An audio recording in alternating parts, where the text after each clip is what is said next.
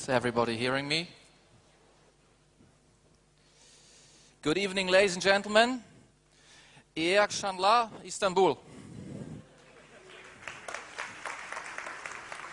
I hope I pronounced it in the right way. Tonight, I will tell you the story about lighting the new headquarters of a very big German company, ThyssenKrupp.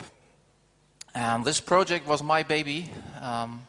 I was the project manager for it, and the title of my lecture is Corporate Lighting Design, and you will see why I call it this way. The story I will tell you is not only the story about lighting the new headquarters of a big company. It's much more the story about a close and successful collaboration between an innovative client, a strong team of architects, and us, the lighting designers. It's a big honor for me to be part of the first lighting design conference here in Istanbul. It's such an exciting city and glimmering and glittering in the night sky, and I hope I will have time tonight after this event to enjoy this. But now I would like to invite you to follow me more than 2,000 kilometers northwest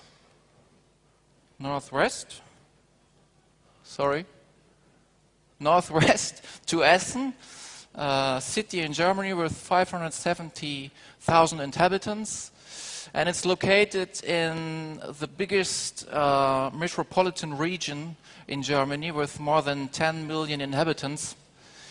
Okay, such a mega city like Istanbul, I can't impress you with such numbers, but here are some more.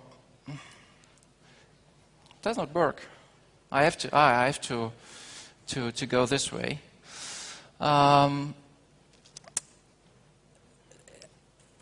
With almost 200,000 employees and more than 670 companies worldwide, ThyssenKrupp is one of the biggest steel producers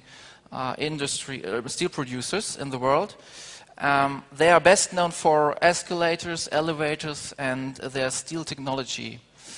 As you can see in this aerial view, the design of the architects JSVD from Cologne and Jacques Emmanuel from Paris is that they grouped around the linear water basin several buildings like a campus, an open structure, an open campus. You can see here the centerpiece, the building called Q1. You can see the forum building where the company receives guests and clients. You will see. You can see here. You can see here the administration buildings, and as you can see here, there will follow several other buildings in the next years. The new campus creates a working world for more than 2,000 employees. When designing the architecture and lighting of... Sorry, it does not work. Now. When designing the architecture and lighting of the company's headquarters, we could not avoid looking at the identity of the client. The new campus should reflect the self-conception of the company of ThyssenKrupp. That means the architecture and the lighting design should be a symbol of the company's culture, of their philosophy. Notions like transparency, openness, dialogue, knowledge sharing, innovation, and of course sustainability and energy savings is very important. By creating a corporate architectural design and a corporate lighting design, the new campus should communicate ThyssenKrupp's mission and philosophy and their objectives and their capabilities, and of course their products. The main design-defining elements of the new quarter, of the new campus, comprise innovative materials that come from the product palette of the company itself. Beside elevators, escalators, and the sun shading system, which I will explain you later on, for the main building Q1, for the centerpiece building, which I showed you in the aerial view, ThyssenKrupp still produced more than 10,000 square meters of flat-rolled steel, which you can see here. Flat-rolled steel with a special innovative coating for the new campus. So the whole mission of the corporate lighting design was not only about lighting the new headquarters of the company, it was much more a matter of staging the company's products. As you can see here, this is in the executive casino restaurant, and integrated in the wall are waved steel panels made by ThyssenKrupp, of course, which we illuminated with LED lines.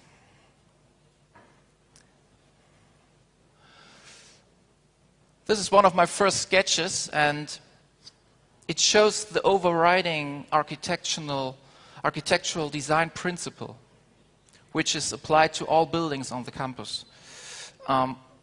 It's the idea of cutting out volumes or voids out of solid cubes. This is the Q1 building, the main centerpiece in the campus.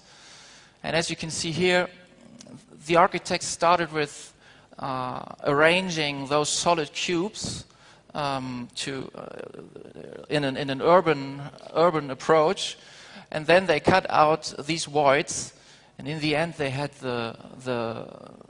these cut out surfaces, which you can see in the next picture.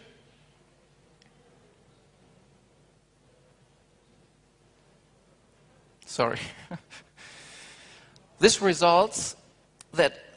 result of that is that all new buildings are L-shaped, are composed of L-shaped elements enclosing a shared central space, the core.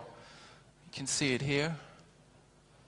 And when I switch to the next picture, you can see the cut-out surfaces. These cut-out surfaces were all clad with the flat-rolled steel material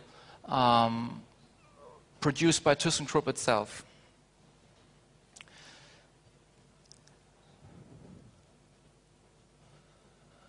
On the right here, you can see the different shell materials. The principle shell and core is the principle that the architects called it shell and core principle. And here you can see the different materials: the sun shading system, vertical slats, perforated stainless steel sheets, and the flat-rolled steel panels you can see here.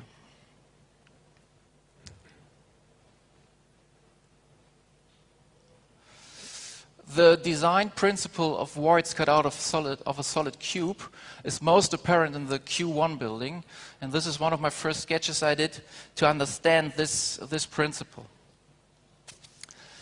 My sketch shows all the cut-out surfaces.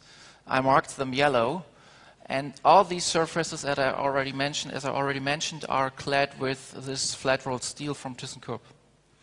And by showing this, or by understanding this, the main lighting idea was born. We had to underline the sculptural approach of the architecture, and second, we had to stage the product used in this cutout surfaces. And this idea shows our first visualization on the right.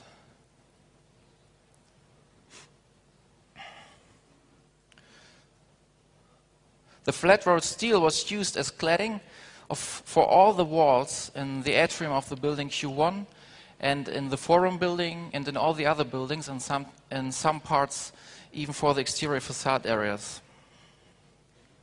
This is an overview of all the lighting elements in the building Q1 to fulfill this idea of illuminating the cut-out surfaces.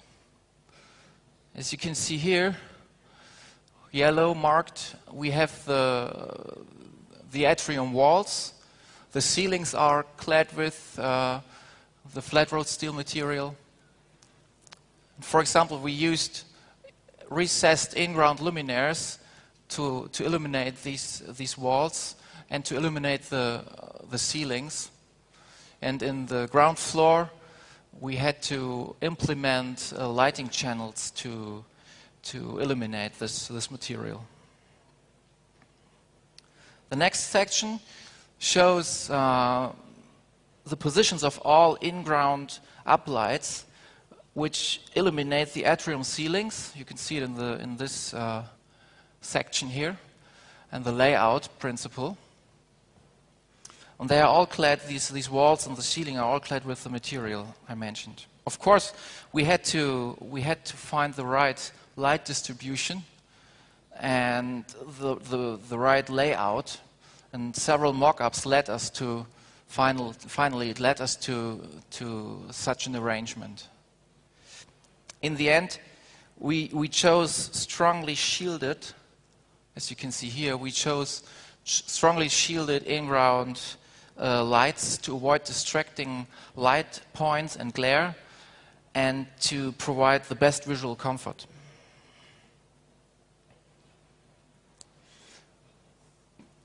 This is me and my colleagues and me here in the atrium of the building Q1. And during the construction period, my colleagues and I, we traveled several times to the site in order to guarantee the precise execution of our lighting ideas. Here we even did not hesitate to climb up 50 meters to adjust the projectors underneath the glass roof in the atrium of building Q1. And now I show you the result. On the right you can see the projectors. You can see the steel cladding all over in the atrium. And on the left you can see the main view out to the water basin I will show you later on. In the following picture you can also see very well the footbridges stretching across the atrium. And here we implemented custom-made handrail lighting, which I will explain you. In close collaboration with the architects and the client, we did several mock-ups to find out the best interaction between LED, profile and glazing. We tried different satin finishes, we tried different inclinations of LED profiles to avoid glare from the lower levels. And this is me with my colleague trying out several samples of LED profiles. Finally, the architects and us and the client, of course, we decided to leave the glazing transparent. Which you can see here, in order to avoid a too strong emphasis of the horizontal bridges in the atrium. And again, this is the result. Here you can see the handrail lighting, providing very homogeneous light on the bridges. And on the right picture, you can see the brightly lit lift portals in the atrium. The client wanted us to put a special attention on the main entrance of the building Q1. Recess mounted in the canopy are high power LED lines in an irregular layout, applying directional light to the floor. You can see this layout in our sketch here and the result on the left. The reflection from the ground illuminates the bottom view, which is clad, of course, with the product of ThyssenKrupp here, the same product as we used in the atrium, as the architects used in the atrium. And the graphical layout clearly marks the direction of the circulation in this entrance. and gives a sense of dynamics to this prominent entrance.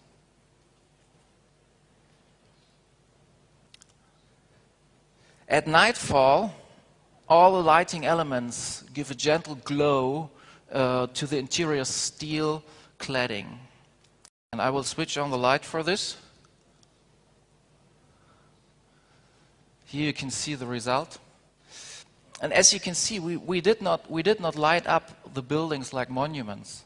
We wanted to allow the building to light up its surroundings from the inside. At the Forum building on the right, this is the Forum building, ThyssenKrupp welcomes its guests and clients and customers. And as for the main building, Q1, we developed an image for the building Q2 showing all the lighting elements to fulfill the idea of illuminating the cut-out surfaces.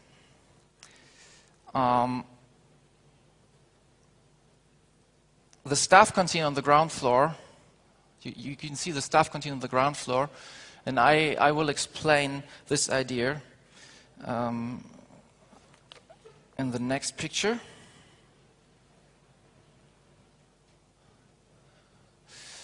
This picture shows an early sketch of the lighting principle for the staff canteen in the building Q2. The back wall, which you can see here, and the front part of the ceiling are clad with the flat-rolled steel material, the golden steel panels. The back cladding we illuminated with a grace lighting channel, and the front part of the ceiling with an indirect cove lighting. And for the tables, which you can see here, we designed custom-made pendant luminaires, made of steel, of course, with a narrow beam light distribution to mark the tables. To find out about the interaction between the different flat-rolled steel panels and the grace lighting channel, we did several mock-ups together with the client and with the architects. This image on the left shows one of these mock-ups, and it shows samples with different types of surfaces. You can see 4 different types of surfaces, 4 different panels, and they have different thicknesses. Of course, we had to deal with money, with costs. And the third panel you can see here was very thin, with a very thin material. And our merciless grazing light showed the wavy appearance of the sample, which did not please at all. So in the end, the chosen material is the second one in this picture. And it owes its appearance to a special multi-layer coating, which ThyssenKrupp developed itself. And the color they gave it was pearl metallic gold. And thanks to special pigments of this material, the color of this coating, the color shade of the surface changes depending on light conditions and the angle from which it is viewed. And again, I show you the result. This is the staff canteen. In the background you can see the wall with the grazing light channel. And as you can see, thanks to the narrow beam light distribution of the pendant luminaires, they do not disturb the grace lighting effect of the back wall. This combination lends volume and depth to the space and conveys an inviting character when viewing into the building from outside. Here you can see the staff canteen with the backlit wall. It's a nice effect here.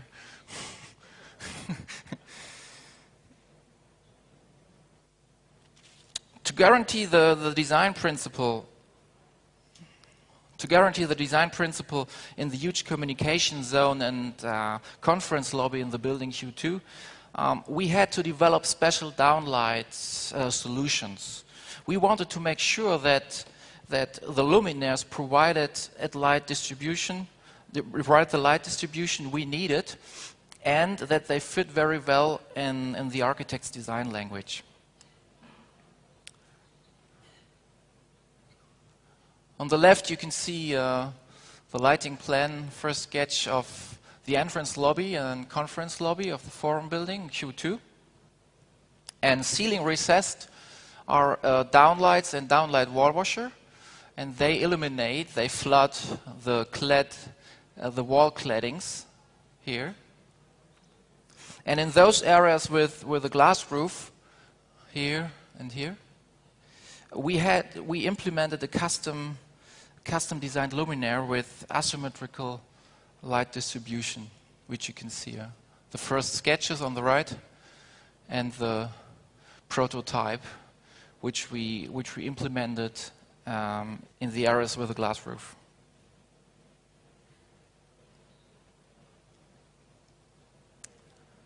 This is the lobby of the forum building Q2. And the forum building Q2 is, as I already mentioned, is a place of conversation, and thus above all a place of communication. Beside project work and education, this is where the company receives guests and clients. And the spacious lobby was a very important element for such an architecture, and we recommended the architect to implement skylights which fill the lobby with ample amounts of daylight, which you can see here.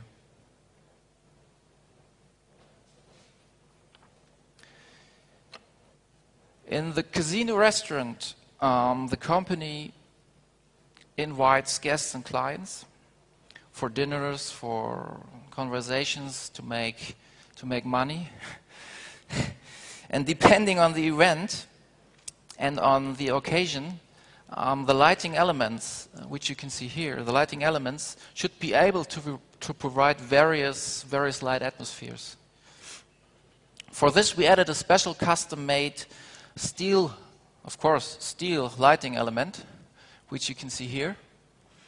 Above the tables, we decided to install large pendant ring chandeliers with direct and indirect lighting components, which can be switched and dimmed separately. You can see these chandeliers in this picture. Oops, in this picture.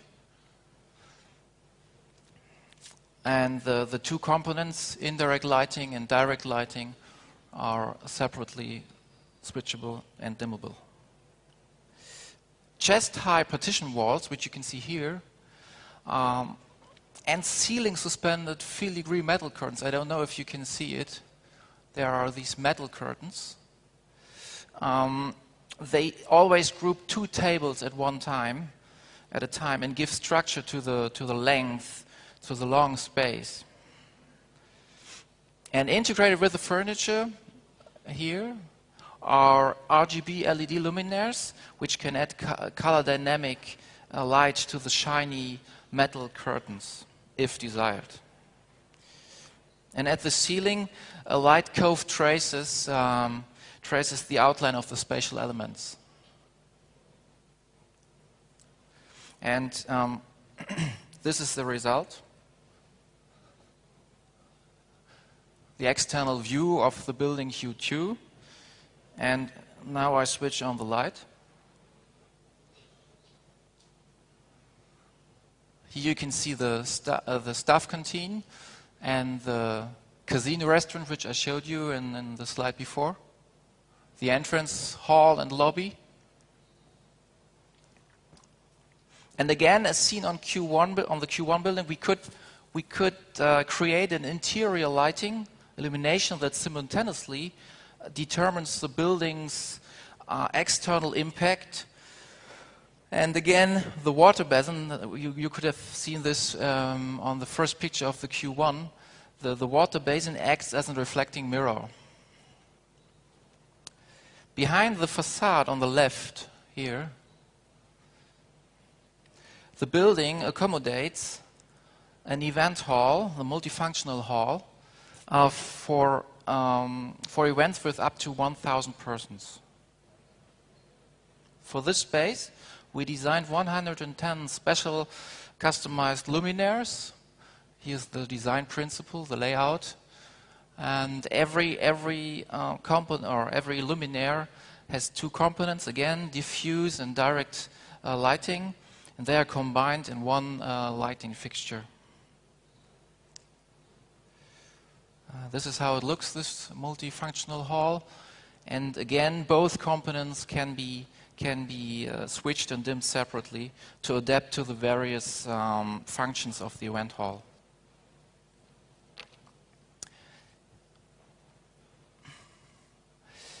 There is a very special room in the building Q2, in the forum building. It's the room of silence, and it deserves special attention. The room of silence is a place of silence, of course, and reflection. And this was very interesting because the client's desire for more communication not only relates to professional communication and conversations in the immediate working environment. It also refers to the boundaries between private life and work, situations for which the normal working surroundings or environments does not provide a room.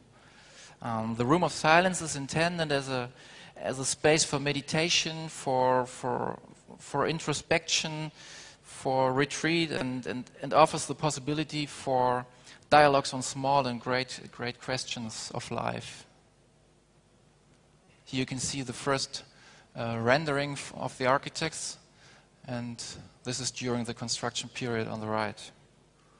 I think this matches very well.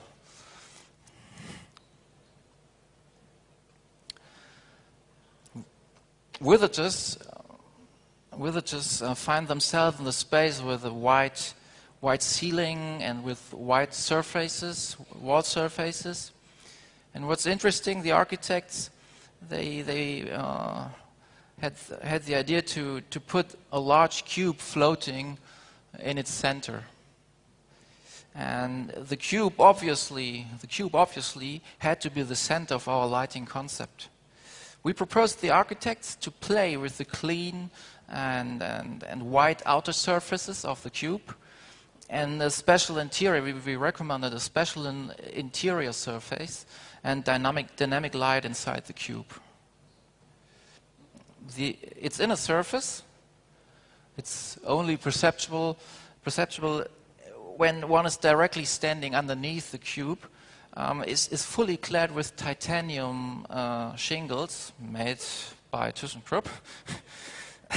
And we emphasize this special surface and the play of shapes through a luminous LED ceiling. RGB LEDs form a pixel matrix that can display an unlimited diversity of static and dynamic lighting scenes. I show you the shingles, the titanium shingles. At least I try to show. Here it is. And my favorite idea was to create a blue sky with slowly moving clouds, as it is the room of silence. Yeah, and as it is a room of silence, I won't say nothing for the next slides. Just enjoy watching, and I'll drink a bit of water.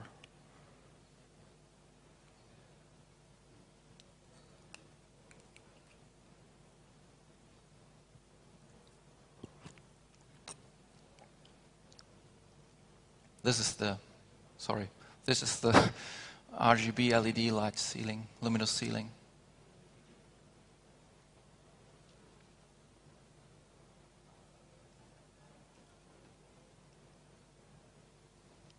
Okay, back to work. On the right on this picture, first I have to switch on the light. On this picture, you can divine the supervisory boardroom with a luminaire which I designed and which I'm very proud of.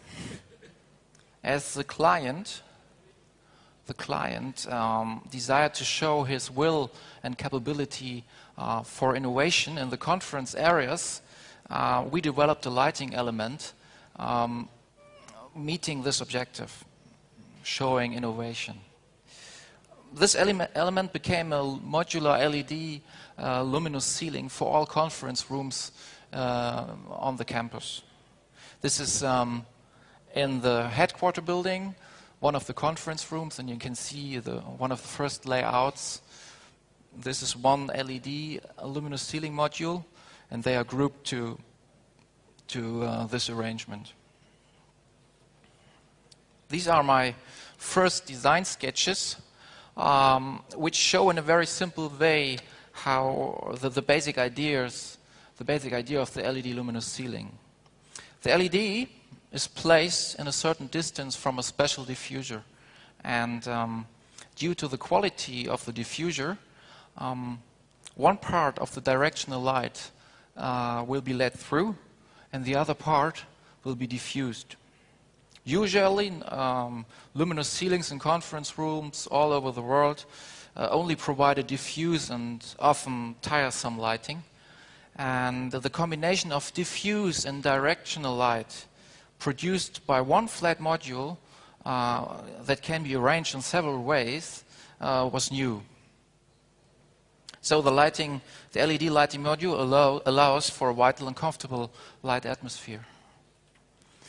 As you can imagine, the design process implied the development of various samples in order to obtain first the appropriate satin frosting of the cover, the number of LEDs, the quality of the LEDs, their spacing, how the housing would look like, and these are some design steps of this development. And it also has been very important. How the luminous ceiling would appear when switched off. To avoid disturbing reflections during daytime, we chose a matte surface. It was very important. We had a lot of discussions with the architects, but in the end we decided this matte surface you can see here. And when switched on, the modules create both diffuse and powerful light, direct light, on the conference tablet without glaring. In the supervisory boardroom in the forum building Q2, the arrangement of the LED luminous ceiling modules follows the interior design of the architects. They wanted us to outline or to copy the arrangement of the conference table. And of course it's dimmable, this LED luminous ceiling. A strong testimony to the client's materials capabilities is the sunshade system for the building Q1, which I will explain you in the following. The architects developed an innovative and highly efficient sun shading system. This is the sun shading system of the Q1 building. The sun shading elements consist of approximately 400,000 horizontal stainless steel louvers, which are made by ThyssenKrupp itself, of course. They control daylight and protect from overheating the building. Even when it's closed, the sun shading system, it directs natural light into the interior spaces. The rotatable elements, you can see here how they can rotate. Oops, you can see here how they can rotate. The rotatable elements represent an optimized system that combines the advantages of horizontal louvers, allowing light to enter, with those of vertical rotatable louvers, which provide unrestricted views. Data on the seasonal course of the sun are programmed in the control system, and a weather station is located on the roof of the headquarters of the main building Q1, and it feeds the system with current weather data. So the system automatically adjusts to the position of the sun keeping direct sunlight out while allowing enough light to come in into the building to keep the offices bright. The yellow arrows, which you can see here, demonstrate the direction of the sunbeams, and you can see in this this image the reaction of the building's facade here.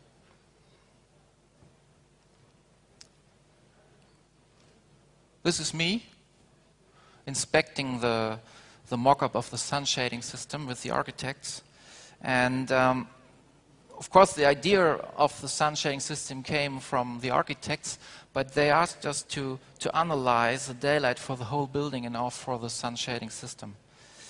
Here you can see on the right, you can see that the slats are mounted. On vertical shafts, and the shafts rotate to adjust the slats to the position of the sun. As you can see in this next following picture, views from the inside to the landscape are still guaranteed, even when the shades are closed, and plus the efficient control of daylight causes very little need for artificial lighting during the day. And now from daylight to exterior lighting. This is one of my first sketches for the exterior lighting concept, and it shows that we attached great importance to not interfering with the building's illumination emanating from inside outwards. We wanted to avoid distracting and glaring light points and develop special light distributions. This is the site plan of the 17-hectare campus area, showing our exterior lighting concept. You can see the light auras around every building. This is the centerpiece Q1, the forum, the administration buildings, and the water basin. And these light auras were very important components for the whole lighting concept. Without these auras, we would not have enough light on the whole campus. So they were a very important component. For such a huge area, we had to create a design family of exterior luminaires, fulfilling all of our demands on the various light distributions, and matching at the same time, of course, the architect's design language. All luminaires, and this is very important, are strongly shielded luminaires. We develop pole lights with excellent glare control and a special light distribution which align both main paths. Other pole lights of the family, you can see here and here, illuminated the crosswalks or provided the street lighting around the campus. And for the smaller paths, we had pollard luminaires, which you can see here. This picture on the left shows the avenue of the world of the worlds. There's 50 trees with 50 tree species from 5 continents. And again, I will switch on the light to show you one of our custom-made pole lights here. You can see that there's no interference with the lighting emanating from inside outwards, the lighting of the buildings emanating from inside outwards, and they are without glare. This is a central view from one of the smaller paths crossing the water basin. On the left you can see the pole lighting fixtures and the light distribution. On the right, the avenue of the worlds. And to give you an impression, the water basin has an overall length of 235 meters. In order to mark the transition from land to water and to make the geometry visible at night, custom-designed LED profiles, which you can see here, custom-designed LED profiles trace all edges of the water basin. These water-resistant LEDs follow the complete outline of the pool with an overall length of 1 kilometer. And we also designed the lighting concept for the underground parking.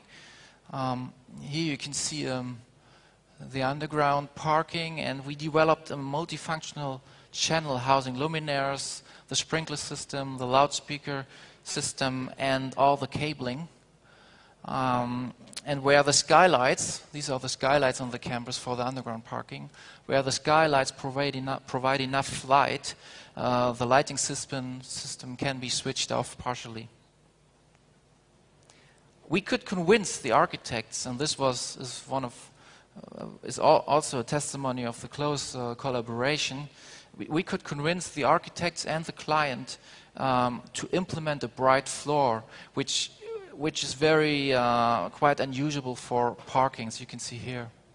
But thanks to this, the underground parking distinguishes itself by a friendly and bright atmosphere. So this was a very important point for the whole lighting concept, that the floor was bright. In order to mark the entries of the different buildings in the underground parking, luminous walls brighten up the underground gates, and this is with a very high luminous level, which is a very good support for orientation in the underground parking. And even for my little daughter, the guiding effect of the lighting concept worked very well, as you can see here. To conclude, this is me and my boss and me at the Light Fair in Philadelphia, and as already mentioned, the lighting design for ThyssenKrupp has won 5 international awards so far, and I'm very happy that I could share this project with you tonight here in Istanbul. And thank you very much for your attention. Thank you very much.